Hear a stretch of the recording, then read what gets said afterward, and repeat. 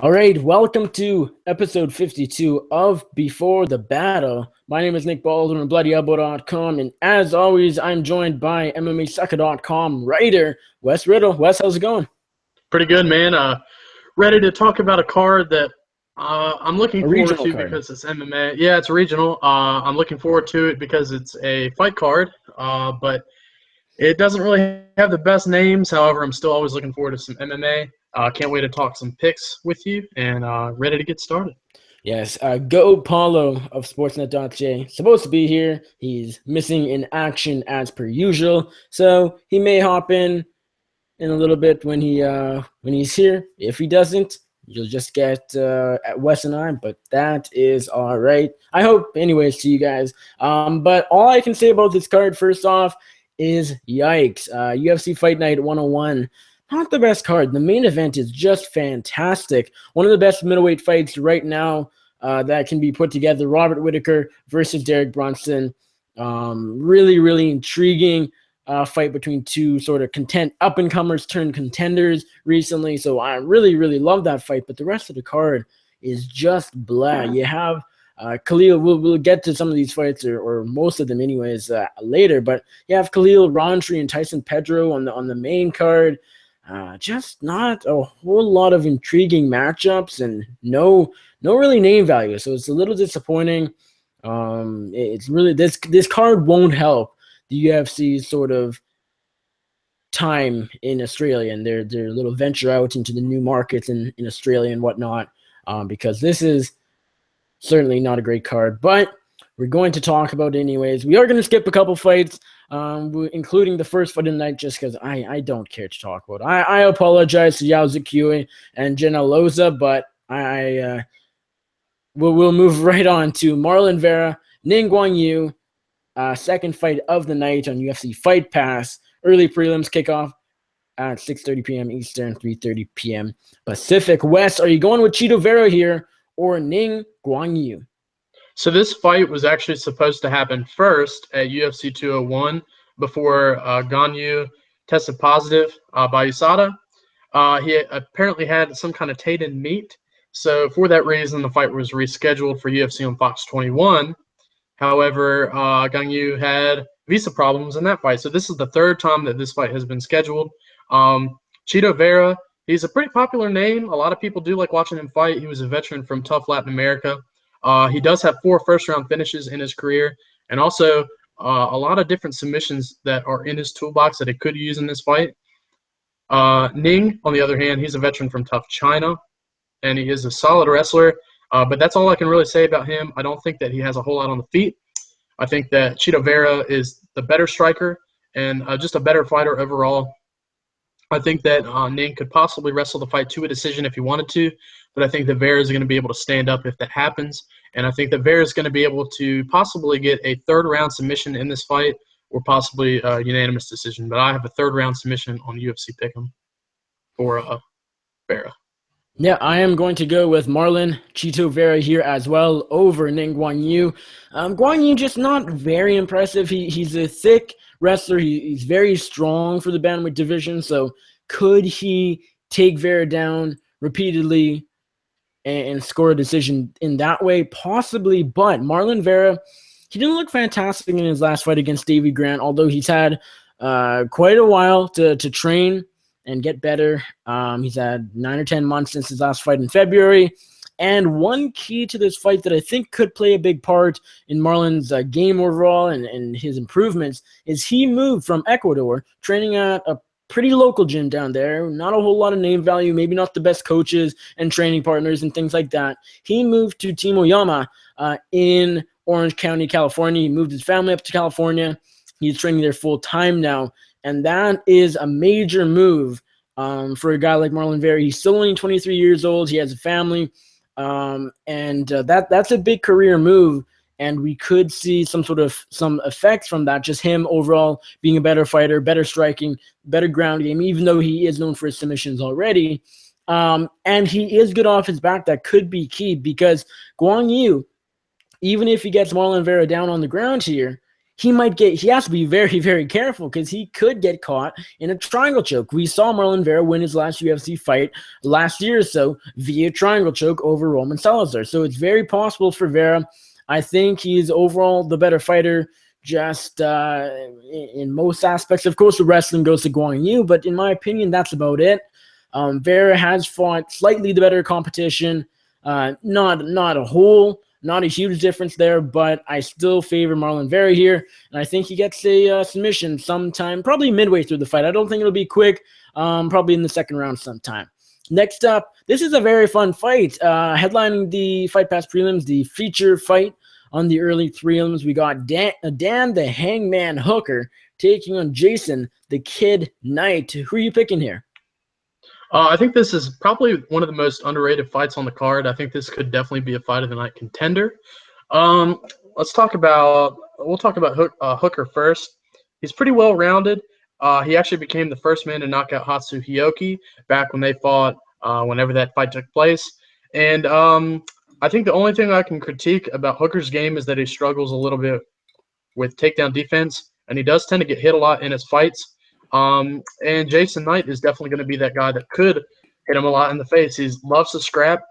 He's also really good with his rubber guard. That's one of his best tools. He has a lot of different submissions that he has in his toolbox. Possibly pull off a submission in this fight. But I did notice after watching a couple of his fights that he is pretty easy to get taken down. But as I mentioned, when it comes to his striking game, I think his striking is a little bit underrated. He is a pretty good striker and doesn't have that many knockout wins on his resume. But I think that he showed a good performance when he fought Jim Allers back earlier this year. Showed a lot of good striking improvements in his game. I don't really see this fight going to the ground at all. I think that if it does go to the ground, it's going to be Knight looking for a takedown. But I think the stand-up's pretty close, which leads to unpredictability in this fight. For that reason, I know a lot of people are going with Knight, and it's pretty half and half. I'm going with Hooker in this fight. I think that could give him a little bit of advantage in this one, but I think could be a toss-up. But I'm going to go with Hooker in this one. I think he gets a unanimous decision and a possible fight of the night candidate. We'll get to that later, of course. Dan Hooker, Jason Knight. This is a fun fight. I really enjoy this fight. Out of all the fights on this card, it's one of the better matchups stylistically. Dan Hooker, of course, he's a bit more well-rounded than Jason Knight, I think. He does have his fair share of submissions, and he has knockout power on the feet, very precise striking, pretty technical on the feet now. He's been improving, of course, over the past few years. Jason Knight is improving on the feet, but he's much more scrappy than Dan Hooker, which could play into Hooker's advantage. Of course, Hooker isn't a top guy. He's a kind of a mid-tier type of featherweight. So could Jason Knight be good enough to catch Dan Hooker? Could Hooker make a mistake? Absolutely, it's very possible. But I think on the feet, Dan Hooker will stand back. He has a 4-inch reach advantage and be able to outpoint Jason Knight. Could Knight close the distance, land something on Hooker? Maybe.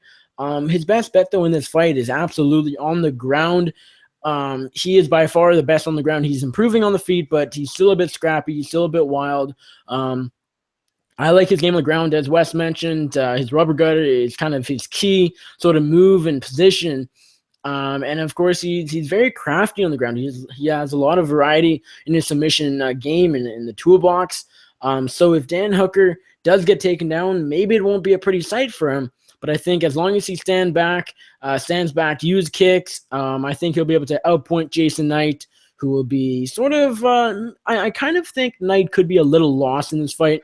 I could be completely wrong. Maybe he closes the distance, gets the takedown, lands on Hooker. I don't know. But I do think Dan Hooker will pull this one off. Next up, we got kicking off the FS1 prelims. We got another really, really fun matchup. It's taking place at the flyweight division. Ben Wen taking on John the Revolutionary Herrera. Now, I mentioned the last fight, Hooker and Knight, one of the best fights on the card. This is another one of the best fights, arguably to me anyways. Hooker Knight, this one, and the main event are the three best, hands down, on this entire card. Ben Wen, John Herrera, who are you picking in this 125-pound matchup? Yeah, I think this is definitely going to be another contender for fight of the night. if it gets past the first round, because both love to scrap it out on the feet. So we could see a finish in this one. Ben Nguyen, on the first hand, his mentality whenever he goes out to fight is either he gets the finish or he gets finished. He has 10 wins by knockout, and then he has 4 wins by submission. And he only has 2 wins by decision, but when it comes to his losses, he has 5 by knockout and 1 by submission. He is pretty dynamic and definitely loves to bang it out on the feet, like I said. But he does get finished a lot, which kind of worries me. When we look at Gian Herrera, he's pretty decent on the feet. He knocked out Joby Sanchez, which I think was his last win in the UFC. But he does get taken down pretty easy in his fights. When it comes to this fight, I do not think it's going to go to the ground at all. Just like I said with Hooker and Knight, I think this fight's going to stay standing. But when it comes to picking a winner, I think that the smarter fighter in this one is going to be able to get the win. And I just don't think Ben Nguyen's fight IQ is as equal as it could be with Gian Herrera. I think Herrera's a little bit smarter with his game. And I think that at some point in the second round, that Herrera is going to get a finish. So I have Gian Herrera by a round 2 knockout over Ben Nguyen. So I'm kind of going out. I know a lot of people aren't picking Herrera in this fight, so I thought I'd go out on the limb and pick him just because. Interesting. Ben Nguyen, Gian Herrera, as I said, one of the better fights on this entire fight night card. I'm going to go the other way and pick actually, I believe Ben Nguyen opened as a slight underdog. I kind of imagine the line may have flipped. I'm not sure. Yeah, so right now, according to UFC.com, which might not be updated fully, but Herrera just slightly the favorite, -115, would come back on Nguyen, -105. So very tight odds. Money has come in on Nguyen, which is not surprising to me. I'm picking Ben 10 in this fight. I think both guys are very well-rounded, and that's kind of interesting to see out of guys that are still kind of up-and-comers in the flyweight division, are one of the more shallow divisions.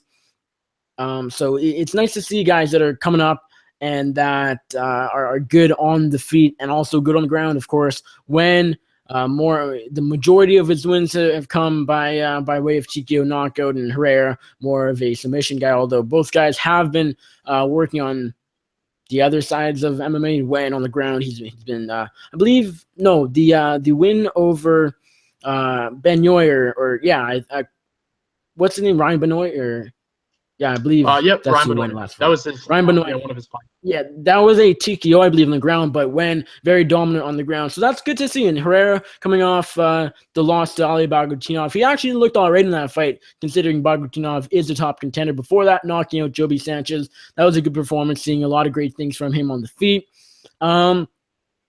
I look at Herrera's takedown defense as perhaps an issue. I actually disagree with you, Wes, in saying that I do think this fight could make its way to the ground. I wouldn't be shocked if we've seen Nguyen actually go for the takedown here in this fight, because Herrera, not the best takedown defense, as I said. I just looked at the stat, and where is it? Takedowns defended only 33.33%. 33.33%. So not a whole lot there. Not a great stat for him to have. I'm going to go Ben Nguyen here by stoppage. I think he can win this fight on the feet, or even if he gets a takedown. Herrera, maybe a bit more in the toolbox as far as actual submissions go, but Nguyen, very dominant on the ground, very strong for the weight class. Both guys are strong. But to wrap this up, I'm going to go Ben Nguyen here by finish. I think he'll probably pound out Herrera. I'll say Ben Nguyen by second round TKO. Next up, we got Rich Filthy Walsh taking on Jonathan Munier, the French Spider. Very interesting welterweight matchup here. Walsh, I believe, is coming off the loss to Viscarde Andrade, unless he fought since then, I forget. But I believe that was his last fight. And Jonathan Munier coming off a decision loss to Colby Covington. No real shame in losing to a guy like Covington as a striker in your debut. Wes, are you going to go with the French Spider here, the Canadian, or do you think Rich Walsh will be successful in his hometown crowd? You're right about Richie Walsh's last fight was against Andrade. This is a really important fight for both in the welterweight division, because Richie Walsh, he's, I think, 1-3 or 2-3 in his UFC career as of now. And Munier, he just lost to Colby Covington. So having another loss in a row, 2 in a row, against somebody that's not ranked like Walsh would definitely hurt him as well. As I mentioned, Walsh, he is coming off that loss, and he's also pretty easy to get taken down when he fought Kichi Kunimoto. It was a pretty close fight, but he got taken down a couple times in that fight. I actually thought Walsh won that one. And then when he fought Descartes Andrade, he did get taken down a couple times in that fight, which is how he lost the unanimous decision. And also, I think he got taken down a couple times in his one win, which came against Steve Kennedy, back at UFC 193. Now, he is decent at striking. I think that's his best game. However, if we look at Jonathan Meunier, that's also his best game. He is a fantastic striker. He made his debut against Colby Covington. I think that was on short notice. Even if it wasn't, really impressive, the fact that he was able to go out there and be able to land some decent shots against a guy like Colby. Found success on the feet, but he did get taken down a lot in that fight too, before getting subbed in the third round, which was his first loss. But as I did mention, he has some really, really good stand-up, and I think that could make for an interesting fight in this one. I think that Walsh's only real path to victory is landing a takedown, because I do think Meunier, is the better striker of the two. But if Walsh isn't able to get it on the ground or maybe grind out against the clinch, on the cage, I think this is definitely going to be Meunier's fight to win. So for that reason, I have Meunier getting a second round knockout over Richie. All right. I'm going to agree with you here and pick Jonathan Meunier. I feel like you pretty much hit the nail on the head. I don't really have a whole lot to add. Meunier, the better striker. Rich, if Walsh wants to win this fight, he should go down for the takedown. He's the more gritty fighter. He's a bit more tough, the tougher fighter of the two, I think. Meunier, though, did show a lot of heart, though. In that fight against Colby Covington, just being able to survive the first 2 rounds. Colby Covington really just mauled Meunier in his debut. Didn't really give him any space to breathe, and that's more or less what Meunier wants or needs and wants. And of course, Covington super dominant on the ground in wrestling and whatnot. Could the same thing happen here? Perhaps, but I think Covington by far the better wrestler than Walsh is. Meunier has a slight advantage here in the reach department. I mean, 2 inches isn't a big deal, but he is the better striker. He should be able to stay back, land his shots, establish his jab, land some harder shots, and I think he will knock out Rich Walsh. Walsh has a pretty good chin. He's a tough guy, gritty guy. He's a veteran, but I do think Jonathan Meunier will pick up his first UFC victory here on Saturday night. That's tomorrow. Next up, we got Damian Brown taking on John the Super Saiyan Tuck.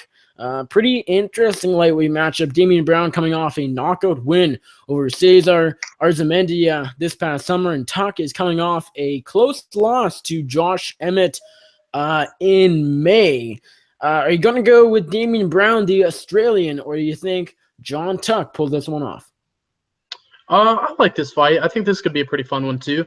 I know Damian Brown, he's pretty well-rounded. He has a variety of wins in his fight.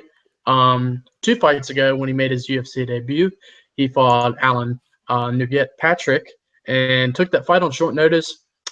Did get taken down a lot in that fight, but was able to hang in there and last to a unanimous decision loss. His only UFC win came against Cesar Azarmidia. I don't know how you pronounce his last name, but that's close enough.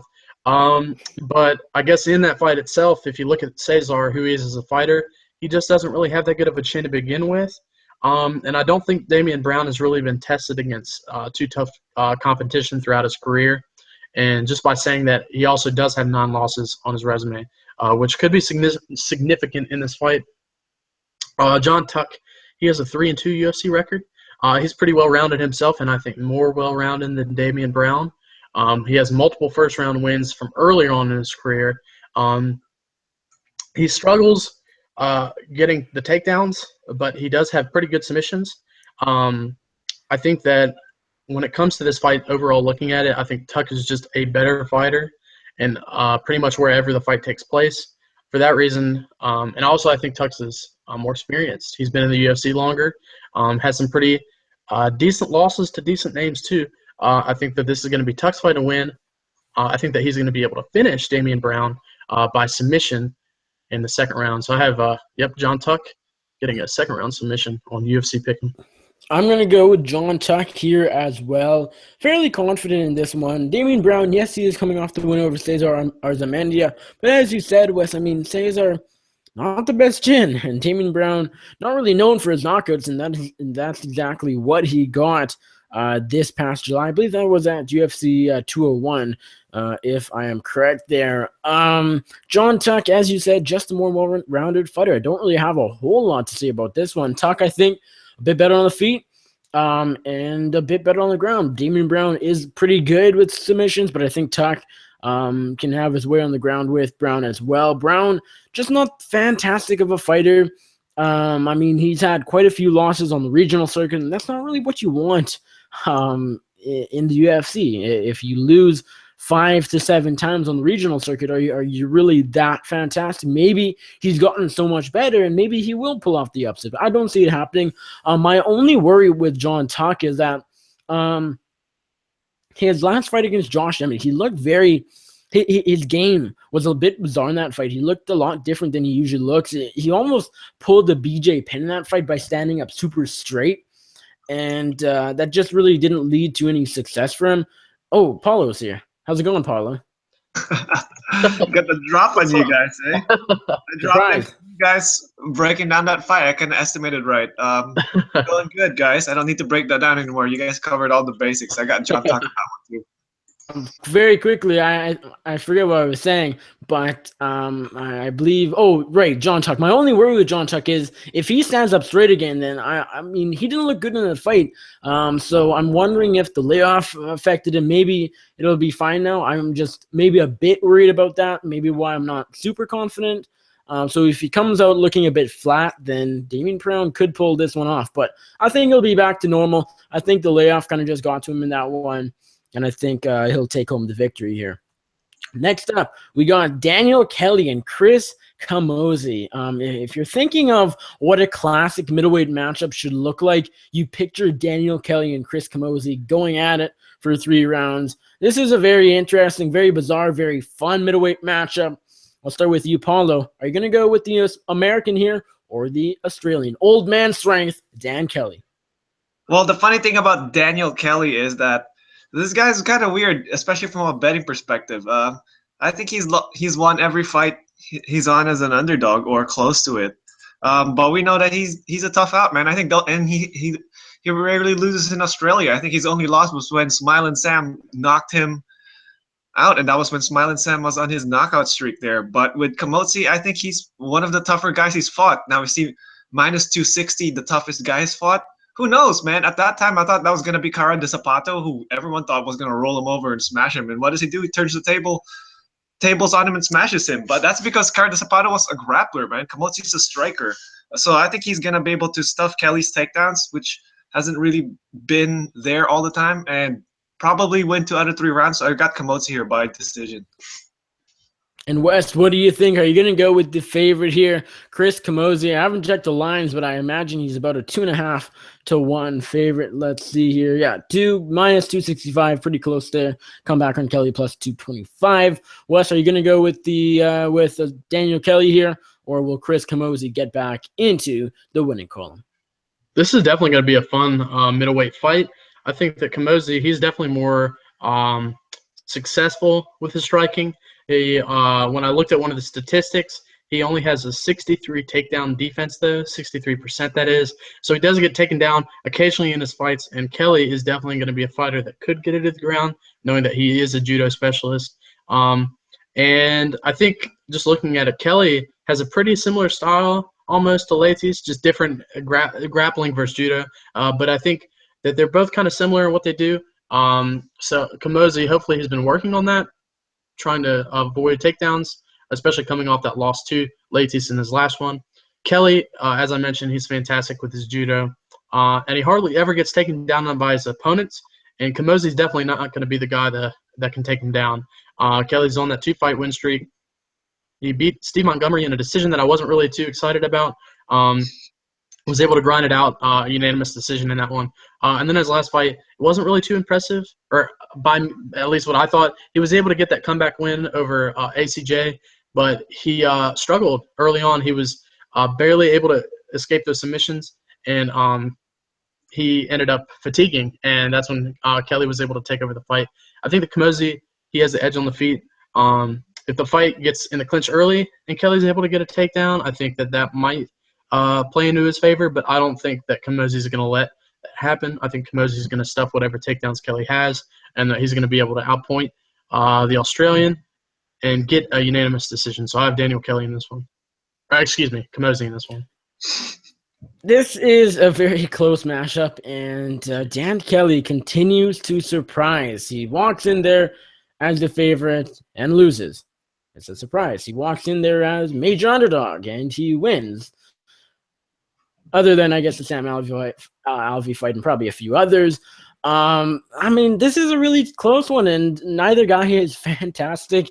Daniel Kelly, the older he gets, the better he gets, so that's a good sign. The longer in his career, it seems, the more well-rounded he is. He's obviously good with the judo and good on the ground, the throws and whatnot. Not fantastic on the feet, although he definitely has power. We saw him definitely hurt Antonio Carlos Jr. after getting really mauled in the first round. Then he came back, old man power, got the job done. Chris Camozzi, he actually was on a roll and then just got demolished by Talos Ladies.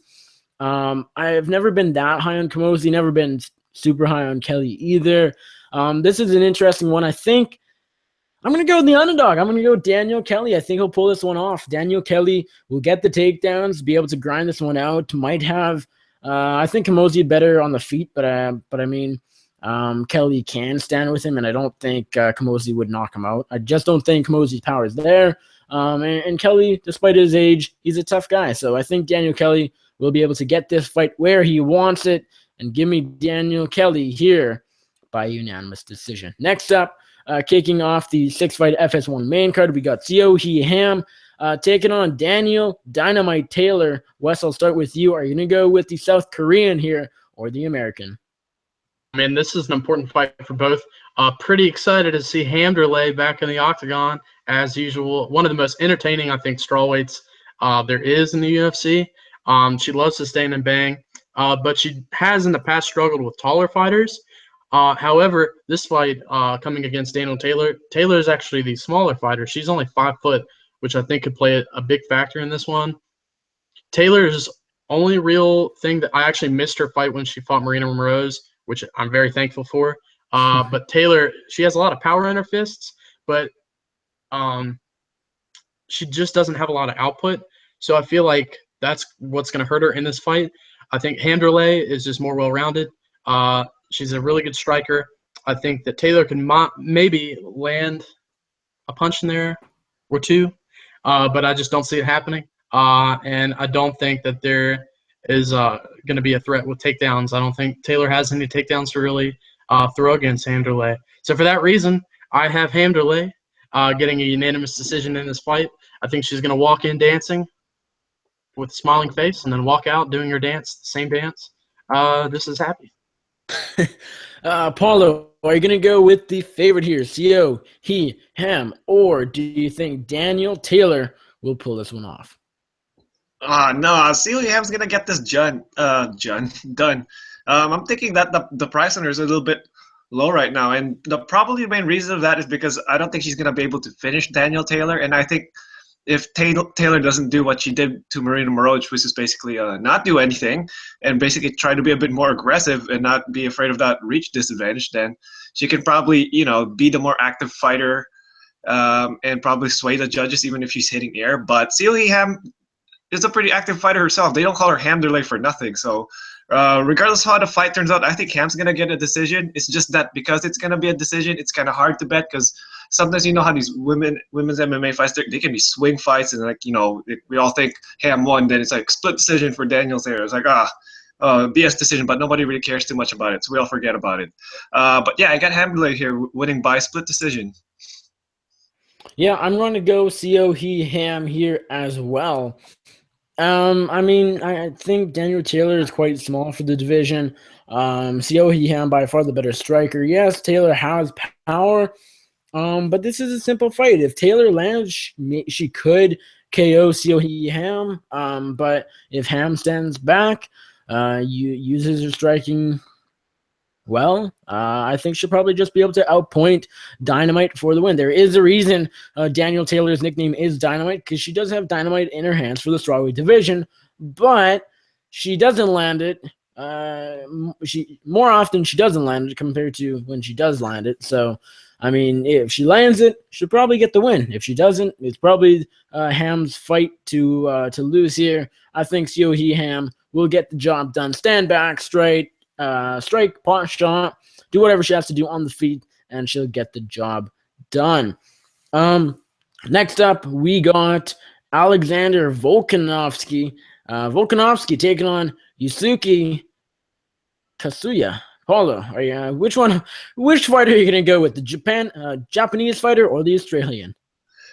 Yeah, I'm gonna side with the Australian here. I think the thing is, Kasuya's not exactly a layup fight for him either. Kasuya's a pretty tough guy. I mean, if you watch a couple of his highlights, this guy can brawl. This guy's got some wrestling, and this guy can get himself up from the ground if he's taken down. And he tends to be an action fighter at times, which can be both beneficial and not beneficial to him. Because like if you're an action fighter, you tend to have no defense, and that's exactly why I think Volkanovski might win this. Because if Kasuya gets tempted to brawl, he could get knocked out here, because as we saw, Volkanovski can pick people apart. He's got that one-shot knockout power, and this guy's confident too. I just hope he's not too confident, because I think Kasuya's well-rounded everywhere else to give him a fight. But I think if it ends up striking for the most part, which it will be, Volkanovski can probably knock him out. Wes, what do you think about this matchup? You got Yusuke Kasuya taking on Alexander Volkanovski. A pretty close matchup. I know coming in before today, I didn't really know too much about either guy. Kasuya, his only fight that was in the UFC came against Nick Sargent-Hine, and he ended up losing that fight, a unanimous decision. He does have some great submission skills, and he also, I noticed, has a really good right kick to the body that he likes to throw here and there. But in his fights, he does tend to get outstruck whenever the fight does stay standing. So I think this is going to be a fight where he may need to take it to the ground and be able to get one of the submission wins that he does have on his resume. Volkanovski, I ended up watching a lot of his highlights today, and I was very, very impressed. He has a lot of power in his fists, and also has a lot of powerful ground and pound that he likes to throw when he gets the fighters down to the ground. So he does have some good takedowns, and is able to keep good control of the fighters that he has on the ground. He's riding a 10-fight win streak, which I think is important to note, dating all the way back to December of 2013. And in that time period, he had 6 knockouts and 3 submission wins. I think the only problem that he has is that Volkanovski hasn't been tested. He hasn't really had any fighters that have been too notable. I think the only fighter that he did fight that is a name, I'm going to look real quick because I don't have it up, is – never mind. I'm not sure who it was. I was thinking of somebody. I think it's Jai Bradney. He's a popular Australian fighter, and he's the only fighter looking throughout his resume that I've heard of has 2 wins over him. For that reason, I'm going to be picking Volkanovski. Not just for that reason, but I think that he's just a very, very powerful striker. I think that he's going to be able to expose a lot of problems in Kasuya's game, and I think Volkanovski is going to be the first guy to TKO Kasuya. So I have Volkanovski getting a second-round knockout. Yeah, you guys hit the nail on the head. I'm not going to add really much more onto this fight than what you guys already said. Kasuya, if you can take him down, maybe you can choke him out. Of course, known for his submissions. I believe all of his wins, except for one, have come by way of tap out. While Volkanovski, of course, known for his power, known for his great striking. This guy, watch out for him. He's going to be, he's going to do big things on Saturday, and he could go on to doing big things in the UFC just in general. Give me the great Alexander Volkanovski. by TKO here, probably in the first round, maybe goes to the second, but I do think the Australian will get the job done inside the distance. Next up, we got Kyle Noke and Omari Akhmedov. Wes, what do you think about this matchup? Welterweights getting at it, Kyle Noke and the Wolverine. This is a really important fight for both in their own respective careers because Kyle Noke, he is kind of getting towards the later years of his fighting career. He's on that 2-fight losing streak to Kita Nakamura and Alex Morono, which was kind of a controversial decision in my opinion. And then on the other hand, Akhmedov, he's riding a 2-fight loss streak by knockout. So I think it's going to be really important who wins in this one. Noke, I think, is best on his feet. He has good kicks and good punches. He's been around for a while, so he does have a lot of experience. But I feel like that a big thing that I've noticed with Noke is that he hasn't really improved. He kind of seems to be the same fighter showing up every single time. Akhmedov, on the other hand, he has a lot of power. He mixes in his takedowns well when he throws shots. But including his last 2 fights, which he did lose both of them, he just tends to fade a little bit too much as it progresses, which those were to Sergio Moraes and Zaleski dos Santos. Both of those he got finished in the 3rd round and just fatigued quite a bit. He also doesn't really have the best top control, I noticed, following takedowns, and he's pretty sloppy with his punches. I think that Akhmedov has more weaknesses in his game than Kyle Noke does, even though Noke is kind of the same fighter, I feel like, that he has been for the past 3 or 4 fights. Akhmedov could try to grind out a decision, and I think that's why a lot of people are picking Akhmedov, but I don't think that that's going to happen. I think he might be able to land 1 or 2 early on, but I think he's going to fade, and that Kyle Noke's going to take the fight over. So for that reason, I have Kyle Noke beating Omari Akhmedov via unanimous decision. Paolo, what do you think about this matchup? Welterweights, Kyle Noke and Omari Akhmedov. Who's your pick? Yeah, I got Kyle Noke here too, and I'm not going to go into the elaborate breakdown like that. I'm just going to say that if you look at Kyle Noke's record all the way dating early 2011, every fight that he's the favorite in, he loses. In every fight where he's the underdog in, he wins. I mean, that's Kyle Noke, probably the most impossible guy to figure out according to odds makers. But that's because he's inconsistent. That's all it is. Like when he's given a guy that he's supposed to beat, he underperforms and doesn't beat them. Or maybe when they stack the table against him, he pushes the best of what he can do and he wins. And right now he's in this spot where he's lost 2 in a row. I know Akhmedov's lost 2 in a row too. So whoever might lose this might get their walking papers. But he's in Australia, man, and he's gonna get supercharged by that crowd. I can't remember the last time he's lost in Australia. It's been a while. I don't think he's lost there in the UFC, or maybe very early on during his first run with the UFC before he got cut. But yeah, no, this is a spot for Kyle Noke to win, man. And I think he's going to take advantage of Akhmedov gassing, like Wes said. He's going to submit him probably in the 2nd or 3rd round. Yeah, this is a tough one to call, and Omar Akhmedov really hasn't looked that good as of late. He was beating Sergio Moraes and then got caught in the 3rd round, and then recently is coming off the loss to Aluze Zaleski dos Santos, while Kyle Noke, I believe, who did he last lost to? Oh, that's right. What's his name? Oh man, I can't remember it. Paolo, you like him? Is that Kita Nakamura? Nakamura. Yeah, I bet he's to sub him there. Yeah, I mean, Kyle Noke, neither guy has looked that great, and this is kind of a weird matchup just because both guys maybe on their way out. Kyle Noke more so than Akhmedov, but Akhmedov coming off a couple losses in a row, not looking too great for him. Both guys are in must-win situations.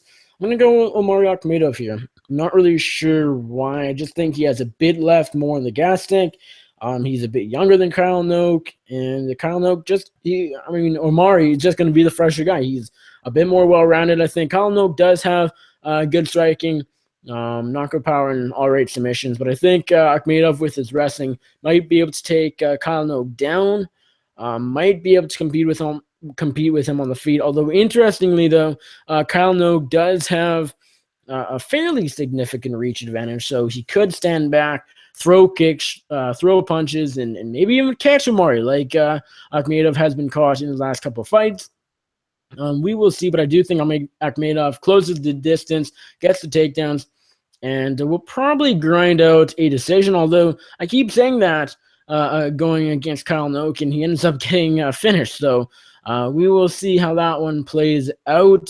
But I'm going to go Omar Akhmedov here by decision. Next up, we got the co-main event, and I don't really know how this is the co-main event, but here we are. Jake, the Celtic Kid, or should I say Justin Bieber Matthews, taking on Andrew Holbrook. Paolo, are going to go with the Australian or the American?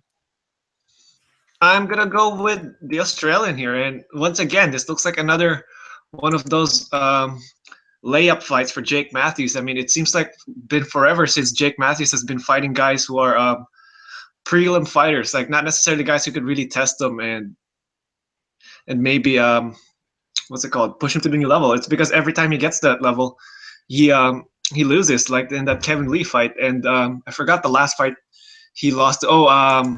James Vick. Yeah, he got guillotined in that fight. So yeah, he's being given another softball fight in Andrew Holbrook, a guy who I think is primarily a grappler, but doesn't do much else beyond that. I think Matthews is going to style on this guy, use his wrestling and use his striking and get him out of there. And Wes, what do you think about this lightweight matchup, Jake Matthews and Andrew Holbrook?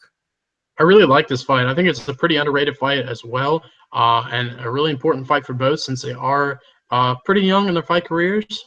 Definitely two prospects to keep your eye out for on Saturday night, which is tomorrow night. Jake Matthews, he's still really young just in general. He's only 22 years old, and that's how old I am. So just put that in perspective. And I've never fought before in my life or even trained. So the fact that Jake Matthews is where he is and doing what he's doing right now is really, really impressive. He has a really well-rounded game. He has really good striking and also some pretty awesome submission skills. Ended up choking out, I know this isn't a big MMA name, but Wagner Rocha, who happens to just be a second-degree Brazilian Jiu-Jitsu black belt. So, like, the fact that he did that stands out as well to me.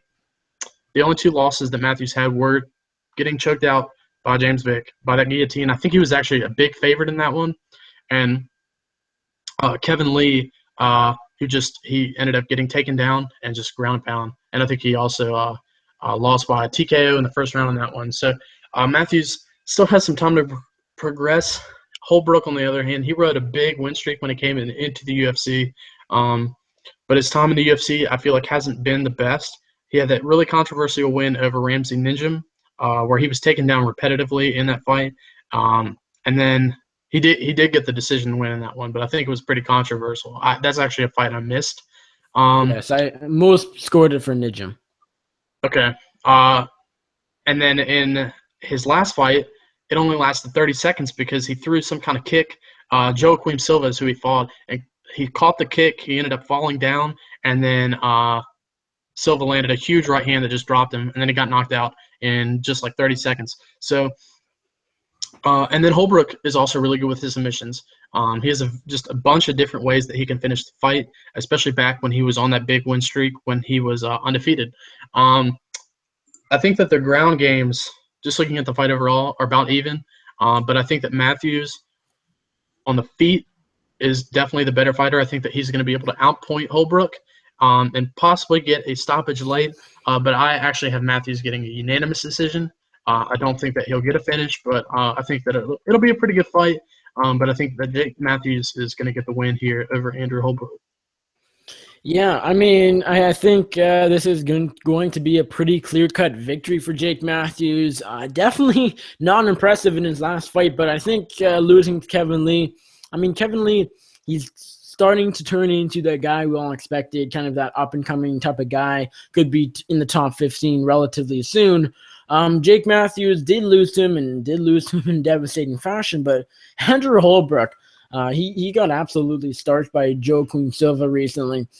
His UFC career, as Wes said, just not that fantastic. He's definitely not going the way he would have hoped. Just narrowly beating Ninjam controversially and then getting starched by Silva. Jake Matthews, I think, is the more well-rounded fighter. By far, the advantage goes to the Celtic Kid on the feet. It gets interesting because Jake Matthews is he's good on the feet, but he's also a gritty guy in the sense that he loves to go for takedowns and mauls you on the ground. Of course, looking back to the fight what's his name? Akbar Areola. We of course saw him nearly get finished in the fight, and then he came back and mauled Areola for the late stoppage win. I think he'll do a similar thing to Holbrook here, get on top, probably get into full mount, some sort of dominant position, pound out Holbrook for the TKO victory midway through the fight. Although Holbrook is known for his submission and his grappling, he does have the advantage, in my opinion, on the map. So if Matthews does take him down, if that's his game plan, he could either stand with him or take him down. I'll say he takes him down. He could stand with him. If he takes him down, he has to be really careful, because Holbrook could grab a hold of his neck if he's not careful. If he makes a little error, a mistake, could grab a limb, whatever, anything. He could get the sort of come from behind submission victory here. It's very possible, but I'm going to hope, in a way, just going by my pick, that Jake Matthews doesn't make a mistake like that, does have control on the mat, and wins by TKO. Next up, we got the main event of the evening. Awesome middleweight clash. Could determine not the number one contender, but I think the winner of this will be one win away from the title shot. Most likely, we got Robert the Reaper Whittaker taking on Derek Brunson, number 7 versus number 8 at 185 pounds. Paolo, who wins this fight? Robert Whittaker and Derek versus Derek Brunson. Oh, now see, this fight is very interesting, because I think this is one of those stylistic matchup that's a test to both guys. Because if you look at, both guys have been on impressive winning streaks, and they're probably the two better fresh contenders in the division right now. Guys who are up and coming, who'll be big names who people may not know of too much yet. So this is a good chance that they got a chance to main event this fight. Probably the silver lining to Rockhold and Jacare dropping out. The UFC made way instead for the two fresh guys as opposed to the two old contenders. It's hard to call this fight, really, because Robert Whittaker is like, he hasn't really fought a guy who's got that explosive wrestling ability, that explosive striking ability as Derek Brunson. He fought Uriah Hall, who's a very better striker, but as we know with Uriah Hall, he tends to like stare a lot, not do a lot of action, and as someone quoted on Twitter, a spinning roundhouse kick every 3 years or something, which is probably what he averages in. And then he fought Rafael Natal, who's he's a well-balanced guy, but not really anything like Derek Brunson. I think Derek Brunson would smash him. And Derek Brunson hasn't really fought a striker as good as Robert Whittaker. That's why I haven't seen Derek Brunson's striking tested as much. I mean, yeah, he's knocking out guys like Hot Sauce, knocking out Sam Alvey, knocked out Uriah Hall, and I think he dusted, Juka right there. Those guys aren't as good strikers as Robert Whittaker, and some of those guys don't have the best chins either, or have been shot-worn fighters. So Derek Brunson bum rushed them; they couldn't handle it, and he got them out of there. What happens if Robert Whittaker stands his ground, or picks apart Derek Brunson? He could totally knock him out, and I think that's what's gonna happen, man. Either Robert Whittaker opens himself up to like a strike from Brunson, and he gets knocked out quickly, like all the other guys. Because when Brunson hurts you and he swarms on you, that's probably done. He could be done that way. Or he catches Brunson somewhere, because Brunson does tend to still leave himself a bit open there. Like if you're patient and a crafty striker as Robert Whittaker, who's also only 25, surprisingly, he's going to pick you apart. And I think Robert Whittaker's going to do that, man. He's going to knock out Derek Brunson. Interesting. Wes, are you going to go Robert Whittaker here or Derek Brunson? This is a really awesome middleweight fight. I'm glad it's the main event. Kind of sucks that it's not Rockhold versus Souza, but pretty pleased for it anyways. There's a lot of similarities these two have. They're both riding 5-fight win streaks. With Whittaker's, he beat Biggie Rhodes, Clint Hester, Brad Tavares, Natal, and then I think Uriah Hall was in there too. And then Brunson had beat Larkin, Ed Herman, Sam Alvey, Ron Canera, and then in his last fight, beat Uriah Hall. They both have had their chins tested, I've noticed, too. Thompson got knocked out by Whittaker, and Jacare, other way around. Whittaker was knocked out by Thompson, and Brunson was knocked out by Jacare. But both of them are at the top of their own respective divisions. They also both have big left hands. Brunson has more of a hook and also is good at throwing a straight. While Whittaker's best shot with his left is an uppercut, which he landed against when he fought Brad Tavares.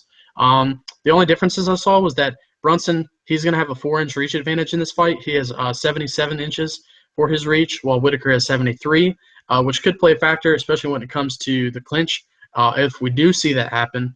And also, Whittaker is the younger fighter. He's only 25, like you mentioned.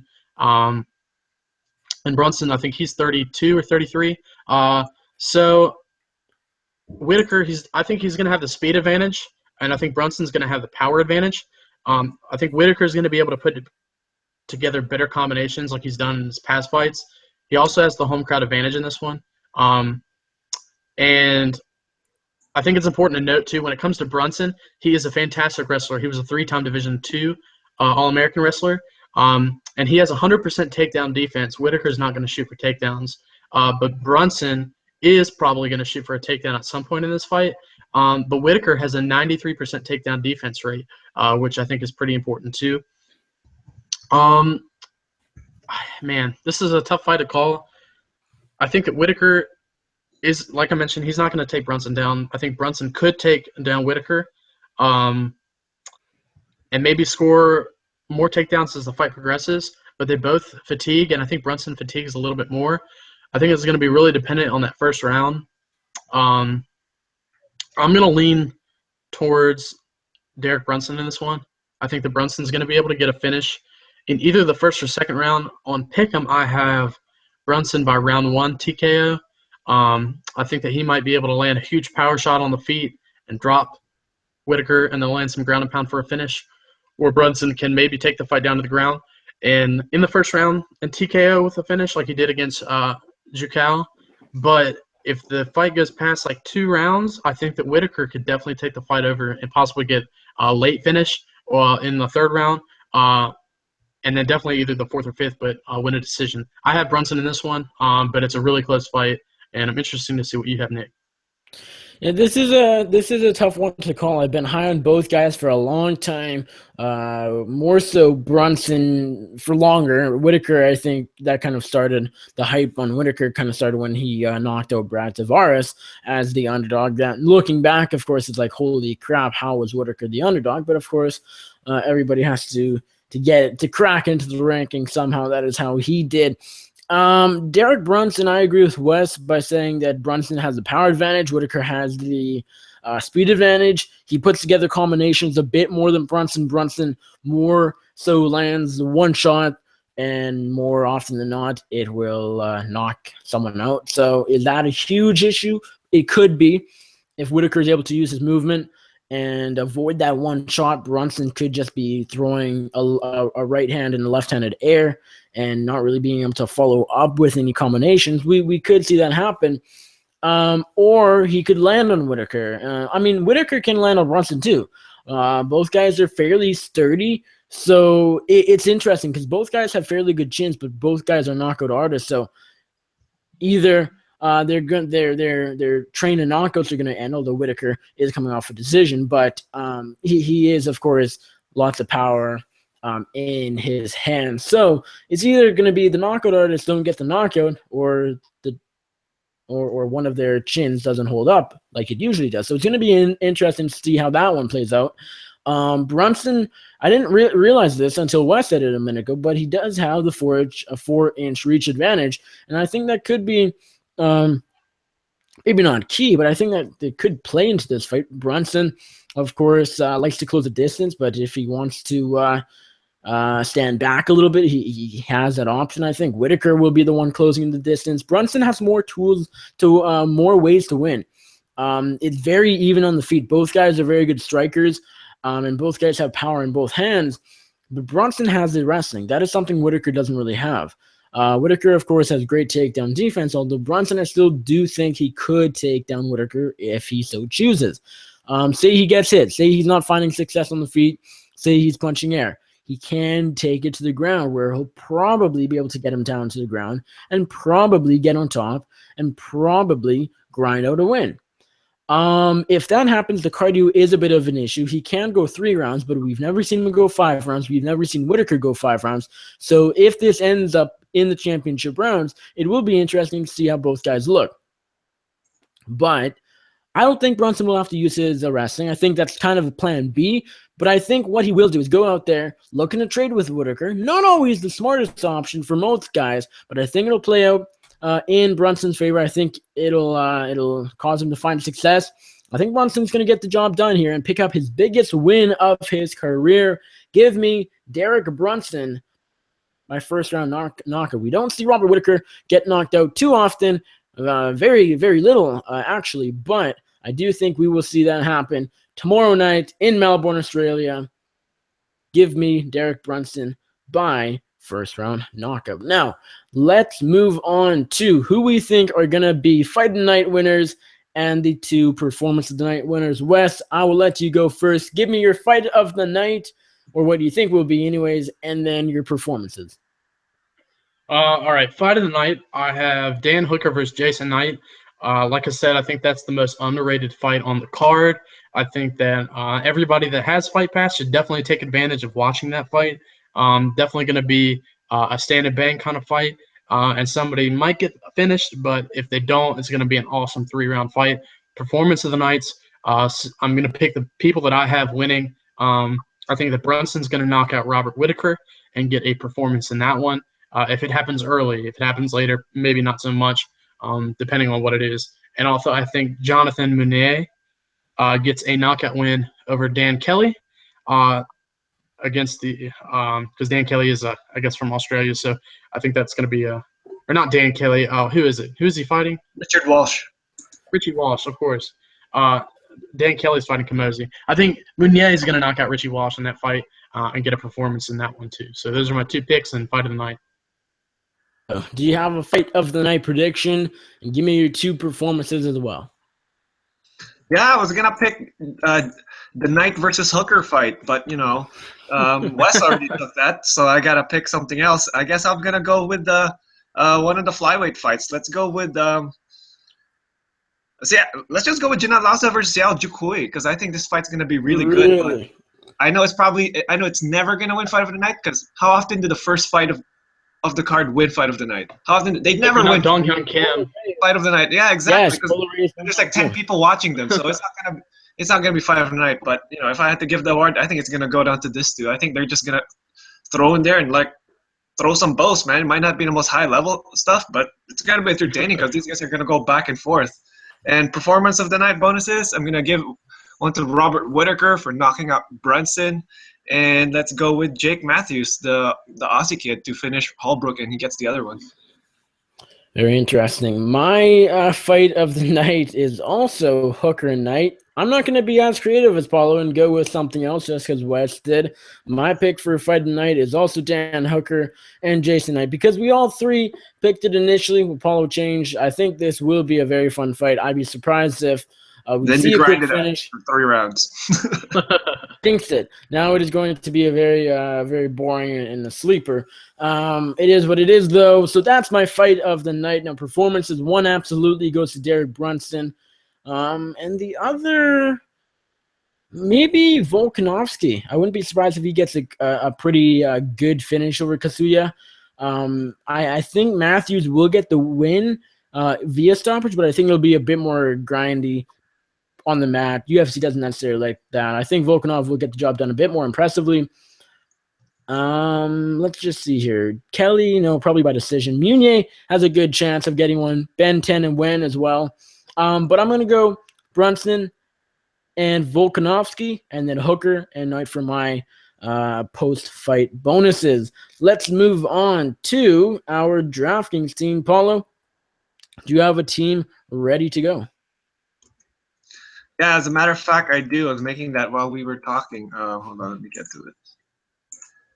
Yeah, so for my DraftKings team, this is hard, man. This is one of the harder contests here, and I think my string of placing in these contests might come to end here. So I'm not gonna join too many contests because I'm not too confident. A lot of these fights could end up in decision, and it could go for either fighter. So it's really hard to pick a winner here. But for now, I got from most expensive to least expensive. Let's go with Volkanovski as my anchor here. I think no matter what happens here, I think he's gonna score big points here. I don't think Kazuya's gonna sub him, and I think if he loses, it's gonna be by decision. But I think there's also a chance he knocks out Kazuya.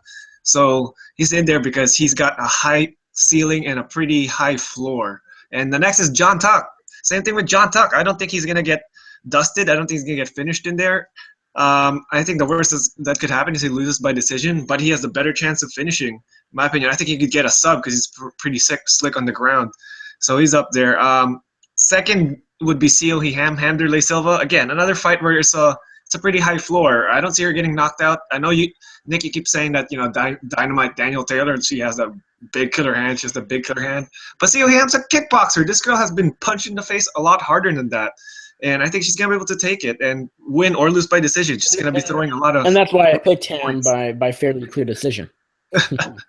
Yeah, true. And then the two underdogs. I got Cal Noak at 7,600 and Robert Whittaker because I think both those guys could finish the fight and they're underdogs. So I'll put them in there. Yeah, Whittaker, I was actually surprised to see him as fairly cheap on DraftKings. I was actually expecting him to open as a favorite betting wise, but also on DraftKings, he's very, very valuable. So if you're looking for a guy to fill in, Whittaker's definitely a good option. But I mean, even though he's the dog, he could also get finished fast though. That's why he's high risk, high reward. He could get dusted really quickly, or he could knock out Brunson, or maybe even decision him. But there's a lot of risk in there picking Whittaker. So. But you got to take these chances if you want to score big on DraftKings, especially if you're playing the lottery contest, the big contests. Yeah, for sure. Wes, do you have a team ready to go? Yes, I do. I'll go through it real quick. I have Derek Brunson. I think that fight, I think he can get a knockout over Whittaker, but Whittaker could easily finish Brunson like that. I went out like not a lot of people did and picked Gian Herrera. I think that I can't even say his name. Whatever. Ben Wen is not – I just don't think he has the best fight IQ, so I feel like that if the fight goes past the first round, Herrera can take over. So I have him. I have Chito Vera. I think he can submit Ning Guangyu. I have Meunier being able to get a knockout over Walsh.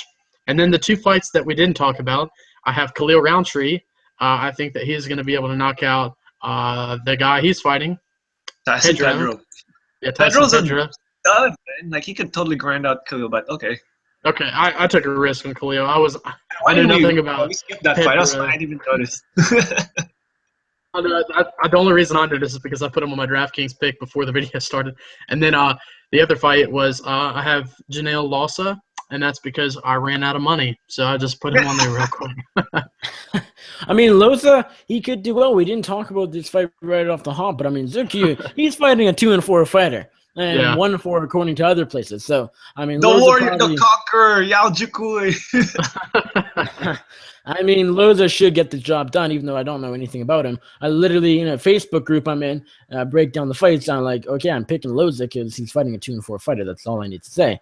Enough said. Now, my team, we got, let's see, Ben Wen to stop Jean Herrera, Marlon Vera to stop Ning Guangyu, Jonathan Meunier to stop Richard Walsh, Derek Brunson to stop Robert Whittaker. We got Jake Matthews to stop Andrew Holbrook, and Dan Kelly to decision Chris Camozzi. There you go. That's my DraftKings team. I actually don't mind my team, but I did kind of, like Paul said, the lines are close. Like a lot of these fights are close. I mean, just going through them, not confident in the main event. Or if they're confident not, don't know enough about the fighters, because a lot of them have one fight, two fights, or they're new in the UFC. So everyone's like, I want to see what this guy's against. I want to see what this guy's really made of. Yes, for sure. Like, I mean, Jonathan Meunier, I'm picking him, but I can't be confident because he did get taken down, and Walsh could grind him out. So it's like that for a lot of fighters. Daniel Taylor, Kyle Rountree, the list goes on and on. So we'll see what happens, but I think that's about it. Quite the interesting step down from 2 weeks ago, talking Conor McGregor and Eddie Alvarez for 2 titles, basically. Now going on to regional card plus Brunson Whittaker. It's an interesting card, not the greatest, probably one of the worst cards I've ever seen, but it is what it is. It is fights and all. It could still be entertaining, actually, so we'll see. I mean, the thing is, a lot of people complain, and yes, I'm complaining too. I don't like this card, and it's not a UFC caliber card. We have to complain. We're not going to settle for, like cards like that. You know what I mean? Like, because come on, if nobody complains, why would the UFC improve? Yes, but the thing is, a lot of these cards that are getting no hype, no one's talking about them, and no one knows who's on the card either.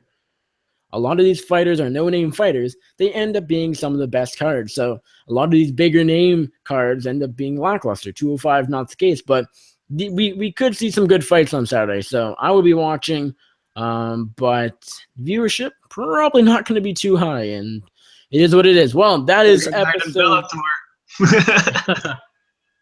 Arguably. Is there a Bellator card this? No, there's the double header at the beginning of next month, I believe. Is there one more this month or no? No, I do not believe there's one this month. Okay. Well, that, I don't know. No, I think it was just Lima, Khrushchev, Chandler, Bendo, and Davis McGear. I think those were the 3 this month. Right, and then we'll have that doubleheader, and that's it. Right. All right. That does it for episode 52 of Before the Battle. We appreciate you guys tuning in. As always, Paolo, let the people know, as always, where they can check you out on social media, or where they can check out your writing, everything else you got going on in the world of MMA. Go ahead. Yeah. Guys, you can check me out at GoPaoloMMA. That's my Twitter account. Come drop by. Let's chat some fights and whatever nonsense. You can follow me at Sportsnet. I mean, not me. We can follow some of my writing at Sportsnet. And since UFC 206 is coming out, and right now it's a little bit of a bad timing to talk about UFC 206 because we know what happened. Daniel Cormier pulls out a day after Thanksgiving, of all places, that he can't fight of all time, so he can't fight at 206. I don't know about saving this card, man. Maybe they should just make it a free card and refund us our tickets or something like that because honestly, this is not a pay-per-view quality card. Come on. Let's just be honest here. Even if they replace Daniel Cormier, well, anyway, I've rambled on too much about that, but you know. Yes. Wes, where can we find you on social media? Where can we find your writing? Everything else you got going on in the world of face punching. Oh man, you got me on Twitter. First off, at All That MMA. Love to be able to talk to you guys on Twitter and just have a good time over there. Be able to talk throughout the fights as they happen live. And then also you can find my right now I'm just doing a lot of matchmaking articles following the events of UFC on MMAsucka.com. And that's where I have some of my work right now that you can go check out. I talked about UFC Fight Night 99 last week. Didn't get around to 100, but I'll definitely be doing 101 following tomorrow night's card. And besides that, that's pretty much it for me.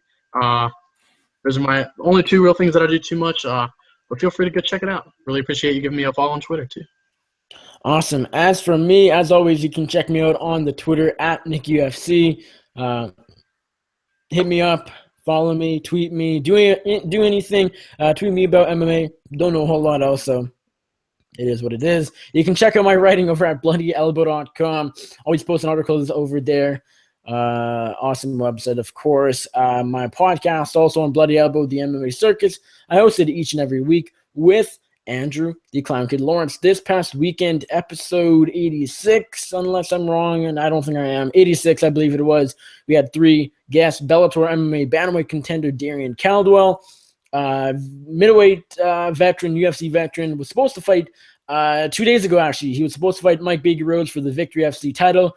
Biggie pulled out a few days before the fight due to injury. Ron Quireboy Stallings did this interview before Biggie's injury, and so we talked about the fight and as if it was happening. So, oh well, I'm sorry, but Stallings gave me his time, so I figured I would still air the interview. It was a great one. So go check that out on this past weekend's episode. And our other guest on the show was Gino Galapardes. Don't really know the name. Well, a lot of you wouldn't know the name, but he's an amateur MMA featherweight fighter up here in Canada. He actually fights in a couple of weeks for Prospect FC 5 for the 145-pound amateur title in London, Ontario. Really cool chat. He's a cool guy. And he gave some of the 206 predictions as well. He'll be there, of course, predicting DC and Rumble, which is no longer happening. So coincidence, of course. I have a bunch of interviews coming up in the next few days. Did one tonight, have one right after I'm done doing this one, doing this show, and then I have a ton tomorrow, ton on Sunday, a couple on Monday. So those will all be spread out over on Bloody Elbow's YouTube channel, the podcast, everything. Follow me on Twitter. I'll let you know where you can check that out. Did a piece on Anthony Burchak, gave me kind of a scoop, so to speak, about him being a free agent and also having an offer on the table from Combat Americas as well as Risen, which kind of a joint deal. So very interesting stuff. I think that's about it. So for Go Paolo, for Wes Riddle, I'm Nick Baldwin, and enjoy the fights.